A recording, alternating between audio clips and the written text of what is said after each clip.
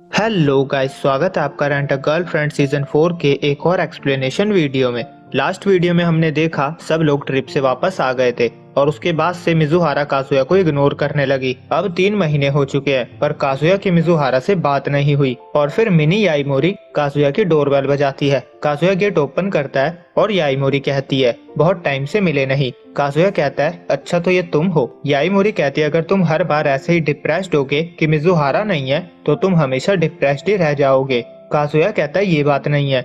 याईमोरी कहती है तुम्हारा फेस लाल किले की तरह लाल हो रखा है। काजुया को समझ नहीं आता वो क्या कह रही है। याईमोरी बताती है वो 1 महीने के लिए इंडिया गई थी और इसीलिए वो 1-2 सेंटेंस हिंदी में बोल रही थी। काजुया कहता है सॉरी पर मुझे सोना है। याईमोरी उसके रूम की हालत देखती है और उसके होश उड़ जाते हैं। काजुया ने रूम का कचरा कर रखा था। वो उससे पूछती है तुम्हें हुआ क्या है, क्या मिजुहारा के साथ कुछ हुआ है। काजुया ब्लैंकेट के अंदर रो रहा था और मिजुहारा उससे प्यार करे ना करे उसकी मछली बहुत करती है क्योंकि इन 3 महीनों में भी वो उसे खाना देना नहीं भूला था। अगले सीन में काजुया याईमोरी को सारी बातें बता चुका था और किस वाली बात से याईमोरी शॉक थी। वो कहती है तो तुम यहाँ क्या कर रही हो, तुम्हें तो मिजुहारा के साथ ट्रिप पे होना चाहिए था। काजुया कहता है क्या कह रही हो तुम। याईमोरी कहती है किसका मतलब है, वो आपसे प्यार करती है। काजुया कहता है मैंने बताया ना ये सब मामी की वजह से हुआ था, उसने मुझे बचाने के लिए किस किया। याईमोरी कहती है तुम कह रहे हो उसके लिए किस कोई मायने नहीं रखता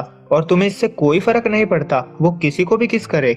काजुया कहता है ऐसा नहीं है। याईमोरी कहती है ऐसा हो ही नहीं सकता कि उसके लिए किसका कोई मतलब नहीं था। अगर तुम उसे और इग्नोर करोगे तो तुम्हारे बीच दूरियां और बढ़ जाएगी। और उसके आंसू नहीं रुक रहे थे। वो कह रही थी मैं आपके लिए खुश हूँ। काजुया सोचता है ये तो हमेशा की तरह ही है। फिर याईमोरी पूछती है तुम्हारे रूम का हाल ऐसा क्यों है। काजुया बताता है 3 महीनों से मेरी उससे बात नहीं हुई, उसने मैसेज पढ़ा और मुझे इग्नोर कर दिया, पक्का वो मुझसे नफरत करती है। याईमोरी हैरान थी। काजुया बताता है मैंने उसे रेंट करने का भी ट्राई करा, उसकी कोई बुकिंग नहीं होती थी पर फिर भी उसने कभी एक्सेप्ट नहीं किया। इससे तो क्लियर है कि वो मुझे अवॉइड कर रही है। याईमोरी पूछती है वो ऐसा क्यों कर रही है। काजुया कहता है ये तो मैं भी जानना चाहता हूँ। याईमोरी थोड़ा सोचती है और कहती है पर सब ठीक है, आपको कॉन्फिडेंट होना चाहिए क्योंकि आपने कन्फेस कर दिया था। काजुया को याद आता है उसने कहा था कि वो मिजुहारा से क्यों प्यार करता है। याईमोरी कहती है उसने ये जानते हुए आपको किस किया कि आप उससे प्यार करते हो, मतलब रेंटल रिलेशनशिप आपके फेवर में है।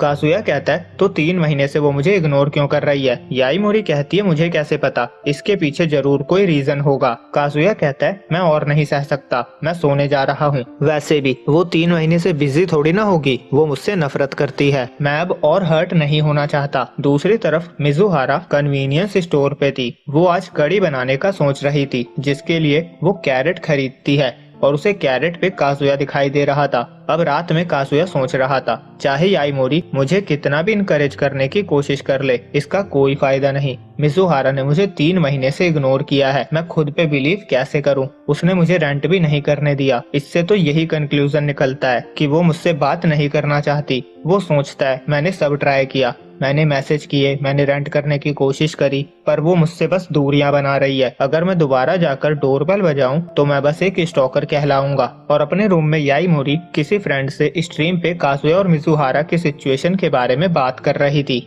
वो उनकी हेल्प करना चाहती थी और वो डिसाइड करती है कि वो मिजुहारा से मिलेगी। वो जाकर उसके रूम की डोरबेल बजाती है पर कोई आंसर नहीं करता। वो सोचती है शायद मुझे भी इग्नोर किया जा रहा है। फिर वो देखती है कि रूम्स की लाइट ऑफ है। वो सोचती है ऐसा तो नहीं होगा कि वो लाइट्स ऑफ करके रूम पे ना होने का दिखावा कर रही हो। वो सोचती है शायद मिजुहारा कन्वीनियंस स्टोर गई होगी पर वो मास्टर को 3 महीने से इग्नोर कर रही है, तो क्या वो सच में उनसे हेट करने लगी है। वो अपने रूम में जा रही थी तभी वहाँ मिजुहारा आती है। याईमोरी उसे पकड़ लेती है और कहती है मैं तुम्हें भागने नहीं दूंगी। अगले सीन में दोनों मिजुहारा के रूम में थे और याईमोरी सोच रही थी ये दूसरी बार है जब मैं मिजुहारा के रूम में हूँ। वो सोच रही थी मिजुहारा उसे नहीं आने देगी, वो उसे काजुया का साथी समझकर अवॉइड कर देगी। ये उसे सरप्राइजिंग लग रहा था और वो यही बात उससे कहती भी है। मिजुहारा कहती है तुम काजुया के क्लोज हो पर मुझे तुम्हें मना करने की कोई जरूरत नहीं। याईमोरी सोचती है ये मुझे कुछ भी पूछने के लिए ग्रीन लाइट दे रही है और वो कहती है मास्टर बहुत डिप्रेस्ड है क्योंकि आप उनसे बात नहीं कर रही हो।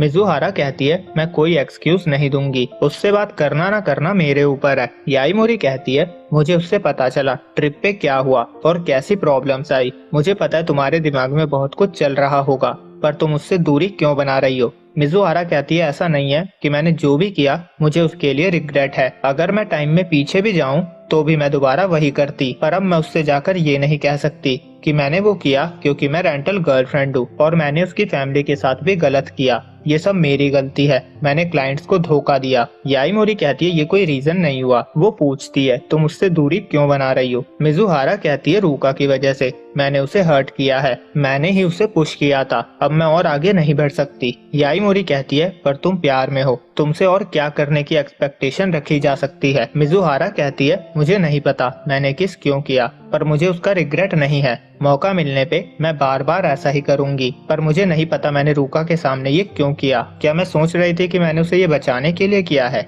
वो कहती है ये मेरी फीलिंग्स, इसके लिए मेरे पास कोई वर्ड्स नहीं है जिससे मैं रूका को समझाऊं। याईमोरी कहती है ये प्यार है। मिजुहारा कहती है मुझे पता था तुम कुछ ऐसा ही कहोगी, पर ये क्लियर कट नहीं है।